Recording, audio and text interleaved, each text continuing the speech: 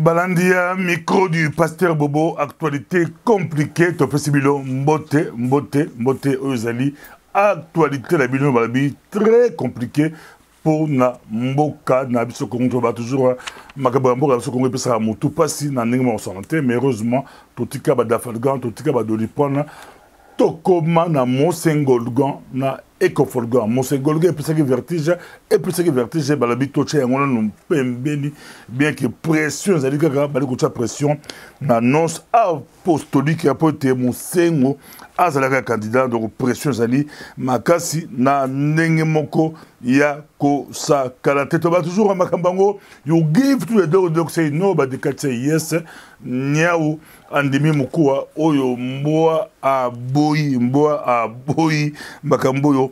Ezali très compliqué. You can do something for DRC. DRC is your country. Do not let someone else do something for you. You can do it. Tu vas toujours, Congolais, go ahead. Go ahead. Toi, système go ahead. Système go ahead. Il y a Jean-Pierre Bemba, go ahead. Jean-Pierre Bemba, na Kinshasa. Avion naïe ba autorisé yango, donc ba autorisé yango. Jean-Pierre Bemba, neto sur la sikobo, neto sur la sikobo, la zo kata mamoko, na okena aéroport,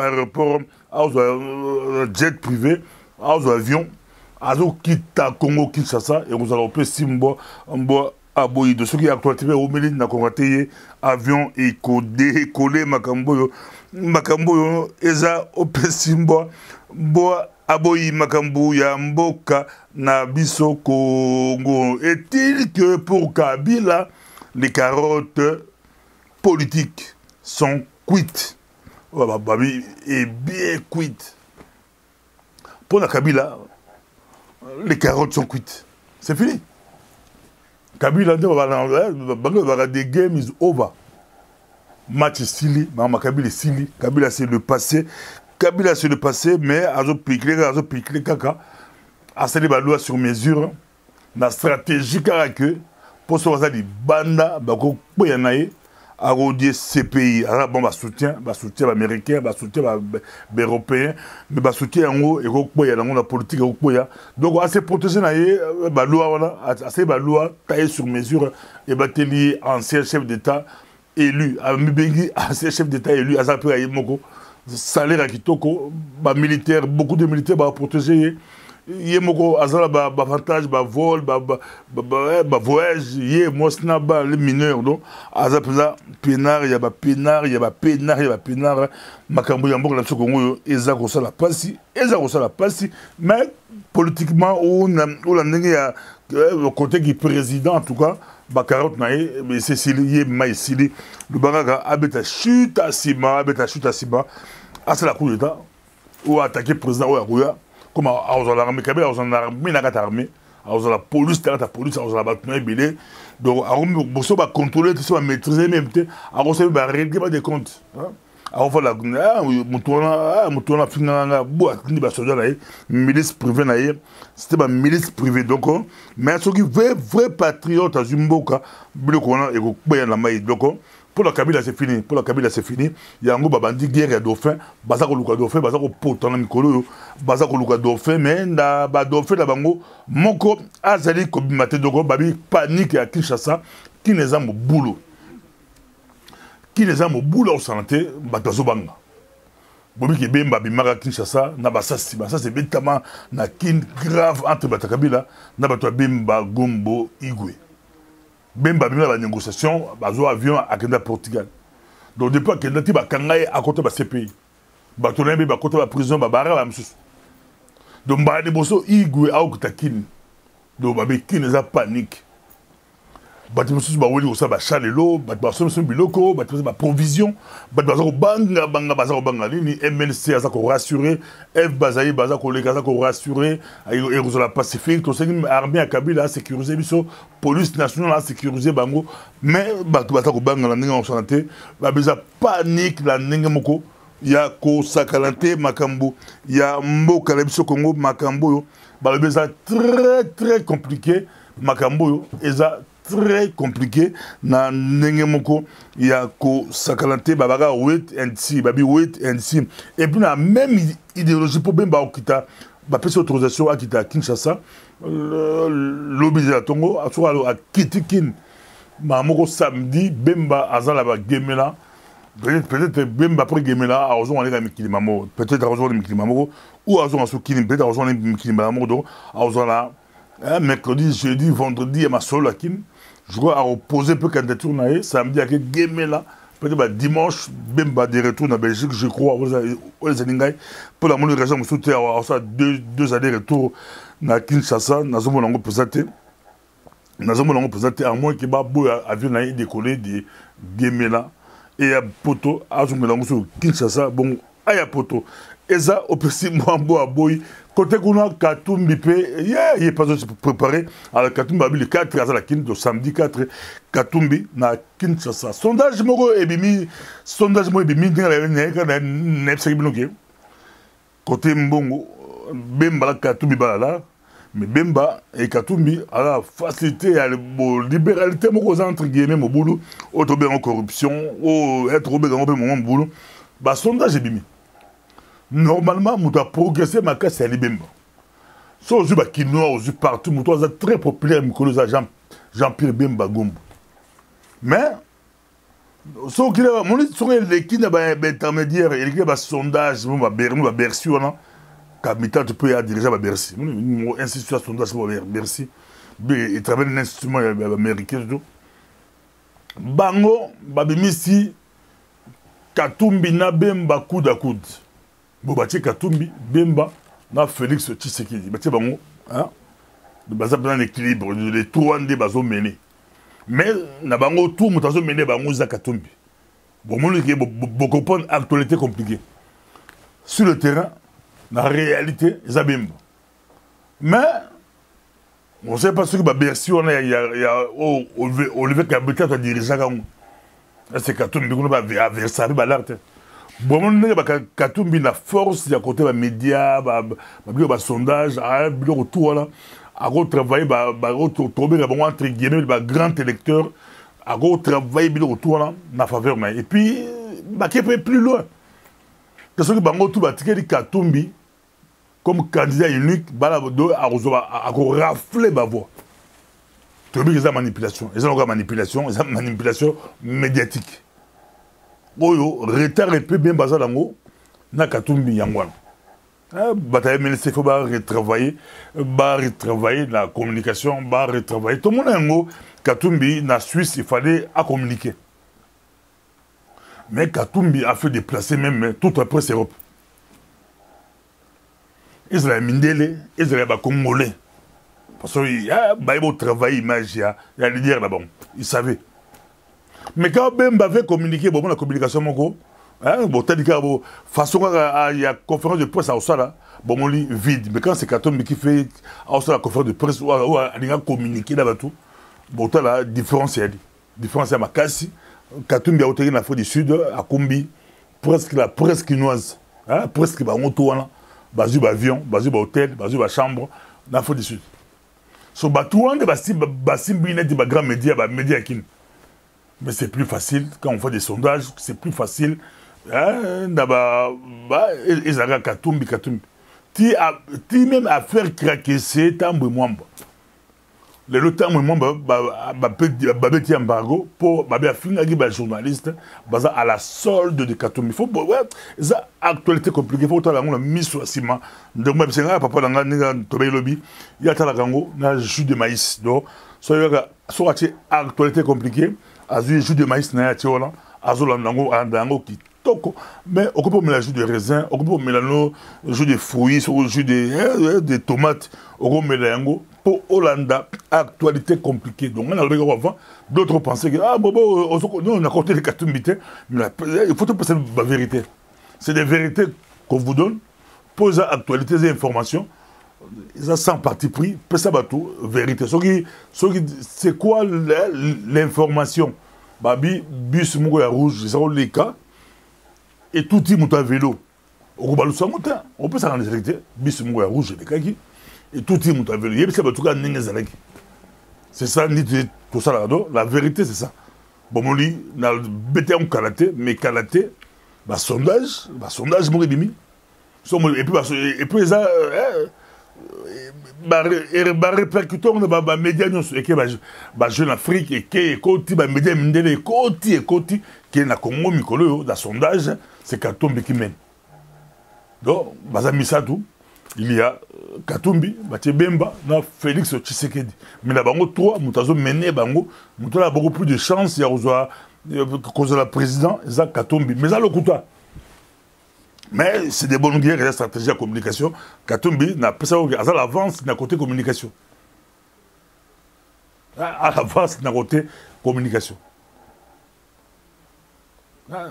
Katumbi, il fallait communiquer la Suisse, d'après exemple. Azoki micro du pasteur Bobo, qui pas quitter go, moi film là, ça muto à côté, ça muto ngwanda, ça so muto là. Katumbi contacter non, micro du pasteur Bobo, il y a la mission la Suisse toi pour ça communiquer comme média. Bazunga, Fabien, Cheikh Fita, Zuzi, tu connais les bélés. On a boté la France. Pour la communication, il y a pour ça communiquer. Mais au moins valider, soit déjà communiquer, azo pour la Hakim yoza mutu ya matongolo, yoza mutu ya Ngwanda, yoza mutu ya Boy. Mais, que Congo, c'est 2 345 000 km². Congo, c'est la région. Congo, c'est la région. Si vous avez communiqué avec la bande dans le village, c'est bien. Donc, vous avez voté au village, c'est bien. Donc, vous avez présidé à village, c'est bien. Le Congo, c'est tout le monde. Le Congo, c'est les grands. Le Congo, ça pèse ça. Donc, on ne joue pas avec ça. Bon, moi, un peu, le sondage, je suis tout le monde. Pour la mission, c'est au cas où on vote. Mais, on va préparer l'opinion. C'est la préparation d'opinion. On a déjà avant, qui se battait par élection directe. Sur bien battu, Katum battu, Félix Tatié, mon nom Tatié.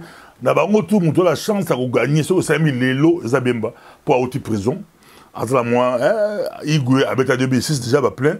Azala, souci, il y a prison, à souffrir, à ces pays. Et puis, Azala, moi, Simba qui armé, à Simba Balini, à Bondo, la Kabila. Donc, tout ça est joué en faveur. Mais ce qui est passé par Bafon dans l'ensemble, solo là, et te belé, bon, pour la Moutou, j'avais dit clairement que c'est Katumbi qui va gagner. Ce qui peut passer, et on passe dans un sondage, mais un sondage là. Sur la non peut-être Katumbi Barouzan. Donc c'est trop possible de l'information sans pourtant au côté de Katumbi, au côté de non, on laisse l'information c'est bien pour beaucoup comprendre yango. Ezali micro du pasteur mais aux une carte, vous savez on a que l'élection ça on n'importe quoi. D'ailleurs dans le sondage la majorité va tout que ce Kabila a gagné, ça trouble on dit matin. Et puis la majorité même il y a bateau sondé pour la bango quoi même séné honte donc j'ai la majorité au courant donc c'est bien que l'élection c'est du pipeau ils allons avoir système basu pour les qui c'est la stratégie il y a occupation makambo ezali kosa la passe doko arrivé il y a bien la kin ezolo ngi sa santé Katumbi babi yé pas okutakil a signé bakanga te arrivé aux la kin de c'est bien ceux qui ont mis les kinté, ils ont leur mort politique. Dès que les carottes sont cuites, on peut se baqueter. Pas pour ça. Donc, on est obligé de peut-être à négocier avec Katumbi, mais l'équipe est jugée bon, qui t'a kin. C'est bon, quand on a Salomon, Olivier Kamita, Touna, Fansika Lombo, qui t'a Lubumbashi, et puis Kin. Sauf qu'on a donc la stratégie politique, c'est des bonnes guerres. Côté de mon livre, Félix Tshisekedi, il y a quand même des sondages à Bimi, à Mongopé, il y a mon tour, Nabitumba, pour Bitumba, Bakasi, Mikolo, Katumbi, la Bemba.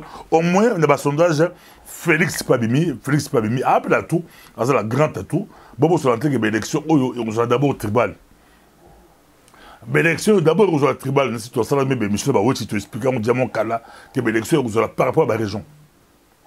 Bemba, Azajana, Équateur, Équateur, il y a beaucoup d'électeurs, électeurs belés, bateau va s'enrôler, ça fait belé l'Équateur. Katumbi à la Katanga validé tout à Katanga, d'ailleurs, tout bango, fait vrai balé. Pour on dirait, sur la diaspora, la majorité même résistant, patriote, animateur, Katumbi, opposant. Bon, on a déjà joué à Kabila. Le pouvoir est qu'il y a opposition. ou est que dans la région mosusu bakatangi babeti bali la bango bazuka mwana la bango bakomisi opposant donc lelo akomi la amati pe amati butu ali ba conserver pouvoir la région il y a une stratégie donc batebeli bamona ke Kabila Katumbi za ngile komo peut-être vrai de faire Kabila vrai de faire Kabila aux actualités compliquées qui ba on décolle sur la Kabila rabona mais la ajout de maïs donc vrai de faire Kabila pe rozalango il est battu par patriote faut bolanda nga senga toujours so besoin de l'actualité bolanda pe partout à Hollandi on se faire opinion Hollandi ba patriote Hollandi balandi Hollandi pour yo moko on se faire opinion donc vrai opposant à Kabila et cause à la paix donc non vrai opposant donc vrai de faire à Kabila ça peut aussi être Katumbi Bogan ça peut mais Kabila il a Katumbi ainaye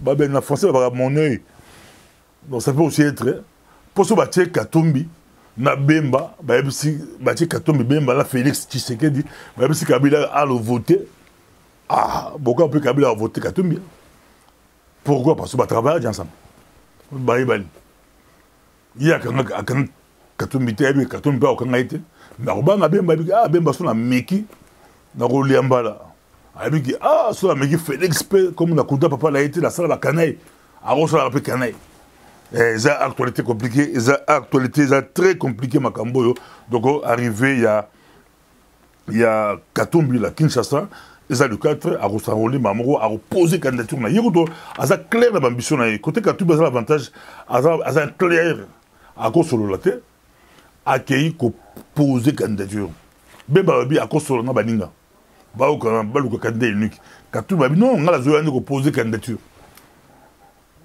donc Katumbi arrive à qu'il pour poser candidature Ndebetomoli na Kinshasa Freddy Matungulu peut a poser candidature mobile à Tembe Mutomayele et à Tanga pesa à cela faut monétaire international azaki ministre muto pesa Mutomayele muto abonya bataboso a peut-être président ya Congo la biso ni ka parti na ye a rosa la musala kitoko Matungulu a rosa la musala kitoko très crédible, même au niveau international, très crédible à la diaspora, très crédible à la Mboka.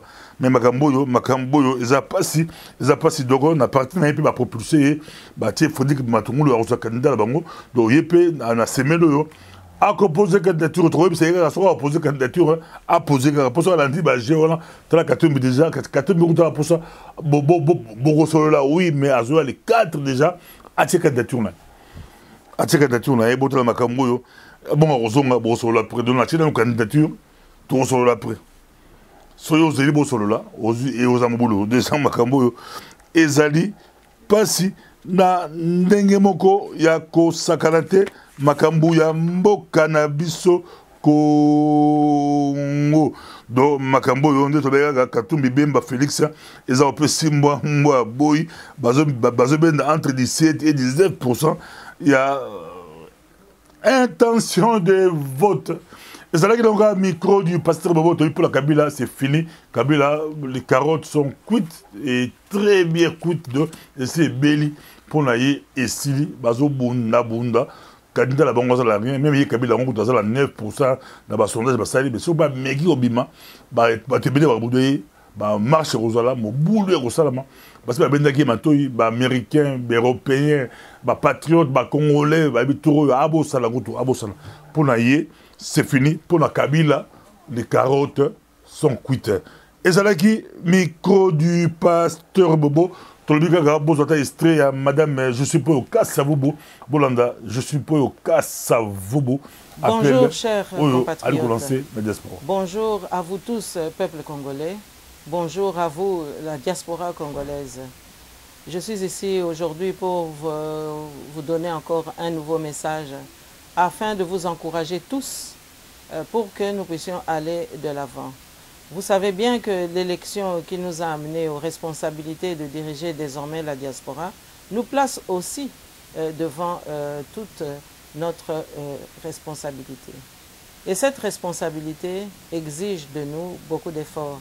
Ce n'est pas une réussite que nous allons entreprendre seuls, mais c'est une réussite que nous allons entreprendre tous ensemble afin que d'une seule et même voix, nous puissions faire entendre la voix du peuple congolais dans son ensemble. Alors, évidemment, ce travail exige que nous ayons des institutions demain qui soient des institutions légitimes, qui soient des institutions crédibles et surtout qui soient des institutions qui soient vraiment représentatives de notre force, celle que nous représentons désormais, mais aussi du sérieux du travail que nous allons accomplir.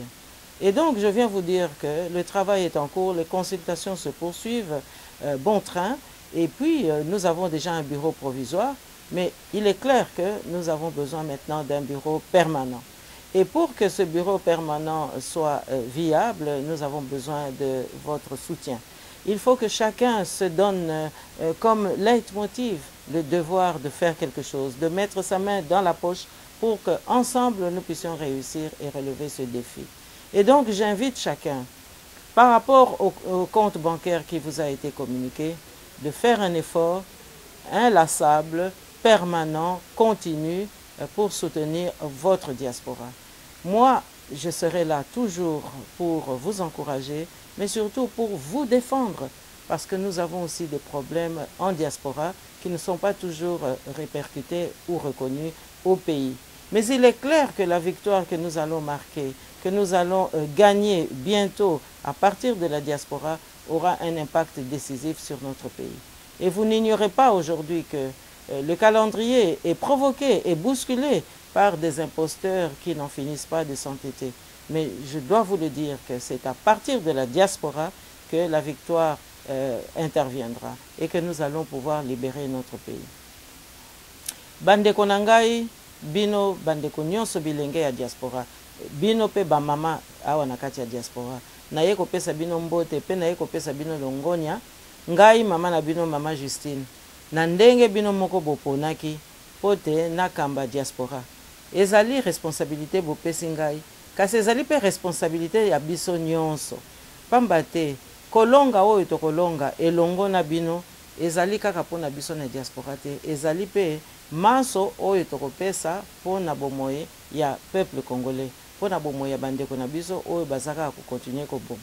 Kasi bino moko boyebi na musalo bopesi nga ba consultation ezo continuer, pamba te lobi tozali na posa ba institution na biso totelemisa yango. Diaspora azala na esika kofanda, azala pe na esika kosala musala, azala pe na esika oyo ye pe aza kobongisa mikanda ya kotinda bamboka na bamboka, pamba te toza pe na ba problème awa oyo tango mosusu eyebani te na kati ya mboka na biso Congo.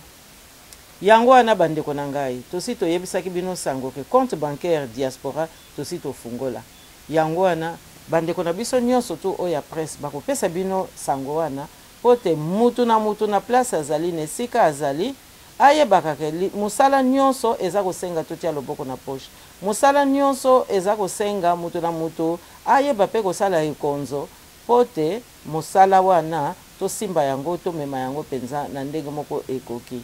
Bino moko boyebi mboka na biso na mikolo oyo mwa mobulu eza lisusu kokota, pamba te ba imposteur balingi kaka kopikama, balingi kokende te. Kasi naza koyebisa bino kolonga penza libération ya mboka na biso ekowuta na diaspora. Yango wana bandeko na ngai nazali wana mpona bino nyonso, na kotala ekolo te, na kotala tribu te, na kotala kaka congolais. Yango wana bandeko na ngai topesa na maboko, ngai mama na bino ya bolingo na pesi bino penza elaka tokoya penza kotelemisa musala oyo. Na ndenge bino moko pe boyebi musala ngo eza kosenga tozala pe na esika ya solo. Yango na bureau provisoire tosi tozwi pe esika moko ya kitoko, kasi esengeli tozala pe na bureau permanent, pamba te institution nyonso esengaka koyeba e place nini ezali. Yango wana manso wana esengaka ba moyen, manso wana esengaka mbongo. Yango wana nga naza kolendisa penza bino numéro compte bancaire diaspora oyo baza kolakisa bino mikolo nyonso, bolanda yango, bopesa biso maboko, ngai pe napesa bino ya ngai makasi pote mboka na biso ekende liboso.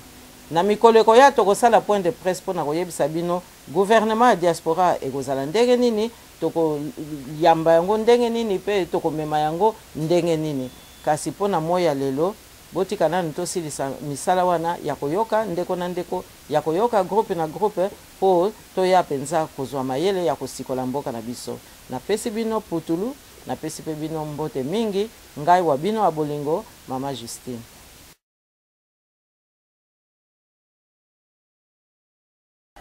Bobo Sanate, campagne les alliés, Tobaki, la famille chrétienne, et aux Saint-Roch, qui est catholique, Milulu Minel, et aux Saint-Roch, qui est la famille chrétienne, la campagne d'évangélisation, et puis Tobo Sanité, Maman, Kalanga, Mona Zahira, il y a la Dallas, Dallas, Maman Kalanga, on peut sa témoignage de Dallas, Bokindi, Ebele, dans Dallas, tu peux s'y embouter, à sa commande de Dallas, tu sors naïe, à la Dallas, et on s'en on peut s'y boire, il était un journal ali, ingénieur, H. Lungeli, tu sors naïe, bon, c'est plus naïe, tu sors la pesa, ingénieur H. Lungeli, mbote. Bonjour, Pasteur Bobo, mbote. Mais Balikoulandé, mon Mamoko, arrivé à Bimba, la Kinshasa, et ça, lobby la tongo, à Zoko, la tongo, à on la boutou, mais Babi Kinshasa retient son souffle, Babaza Robanga, Obinga Abima la comtesse Abima Minduki, Masasi, Abima, moi Mboulou Zali, panique, Bassom provision, Bassom Biloko, Babaza Banga, militaire à Kabila, Bakouen presque partout, au Kolobalini, retour à Jean-Pierre Bimba pour la Yo, Bimba, la Kinshasa, mais moi panique, Mousali, merci, Mingi Pasteur Bobo. Bemba azozonga epanaye azozonga na mboka na biso to kufi mingi to bakaboli biso pe mingi me kozonga azonga na kati ya libota munene ya bana ya Congo wana ezali nde esengo mingi kobanga sikoyo ezali ke ndenge toza koloba kokebisa bapolitisien nyonso ke bazali wana bakweya oyo bazakuna bakweya deja na motambo ya banguna bakweya na motambo ya banguna yango wana siko baza ko pousser bango bakende élection bakende candidature mais batu pe oyo baza na mboka population ya Congo mobimba elingi ba élection wana te kaka ba politicien. Alors, si la population, bazaki pe na espoir, bazaki ne sengo ya que a Bemba Bimi, akoya ko rejoindre population pour que to bongisa makambo ya transition, ndenge bakendaka na Saint City, ko bongisa makambo ya transition, mais banguna pe bafande la masolo wana. Mais siko to ngi to fande la masolo ya biso moko pour que to bongisa mboka to identifier ba Congolais, nani asa Congolais, nani azalite, nani ayaki, nani akoma kilobi, nani abotami, nani akufi, pour que après to bongisa de élection ya solo. Tout ça, mais tout le monde, comment on expliquer stratégie, il y a Moïse Katumbi a signé à Ganekin, sur le Kangaï, il y a le 4, le Mbashi sur les 3, Kinshasa les 4, pour aller déposer candidature dans l'élection. Stratégie, on a comment il y a Katumbi, la Kinshasa. Il y a Katumbi, Toloba Ngope Mingi. L'isolo à Katumbi, et ça m'a solo entre Bango. Pasteur Bobo nalobaka toujours awa ke mboka ezali équipe ya football te, mboka ezali wenge muzika te, mboka ezaza ikote, mboka ezali groupe de théâtre te, batu basi banda osa ba théâtre. Katumbi na bakabila bazala ba makambo na bango bazo welela. Alo balingi bakomisa yango sikoyo mututu na kwe na yabi oh tala Katumbi boye oh mututu tala ezali pona biso ba kolomboka eza distraction.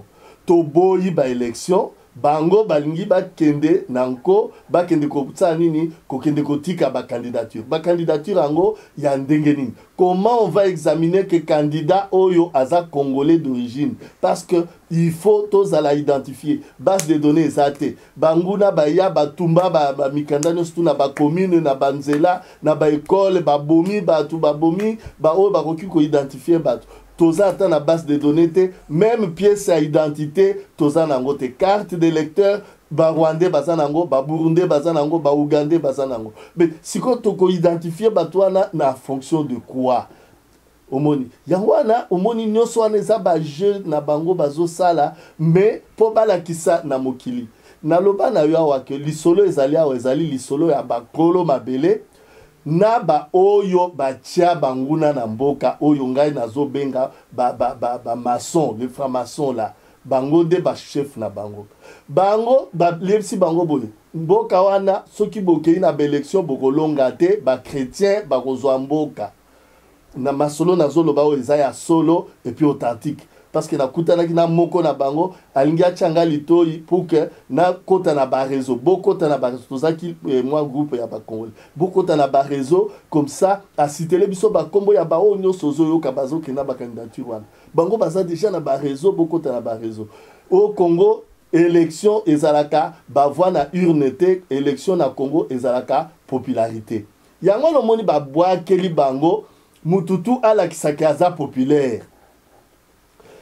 ozolobaki na Kinshasa bato bazobanga po Jean-Pierre Bemba akende mais parce que balingi te que popularité ya Jean-Pierre Bemba eleka ya bango parce que chef na bango bayesi bango que tongi tomona oyo aza populaire yende trop populaire machine à voter wana eza eloko moko eza na kati te ezali kaka boîte moko bakotia bofini boke bino bolobi to voter zokande eza nango merci beaucoup to kusala yo to kusala ingénieur voilà na solution est très important on a aussi au meko couper ça avis sur l'actualité tout ça la solution ezanini d'abord sondage j'ai mis ça Katumbi Bemba na Félix Tshisekedi comme étant gagnant sur l'élection Ezekilelo mais tout ça c'est une solution pour la solution pour la balance na lobby boye gagnant ya élection wana na oya na solution juste une seconde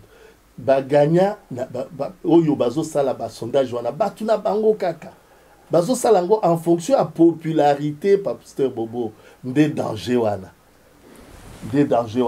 baso ça basonda sur la popularité c'est comme ndenge batu bakendaka match Vita Imana balobi nani a regagné est-ce que Vita a regagné Imana a regagné mais mes frères tozolo balikambo ya mboka eza occupé mboka bao bayaki na babot na makolo bango nde bozala bango en face est-ce que tolo bango sikoyo que nini likambo ni longi to basoso solution ezali moko yango tosi tobandaki na oyo nani manifeste ya université rebimi bandeko États-Unis toza en contact tout ça tosi tolobi que solution ezali transition citoyenne ça veut dire que transition sans Kabila.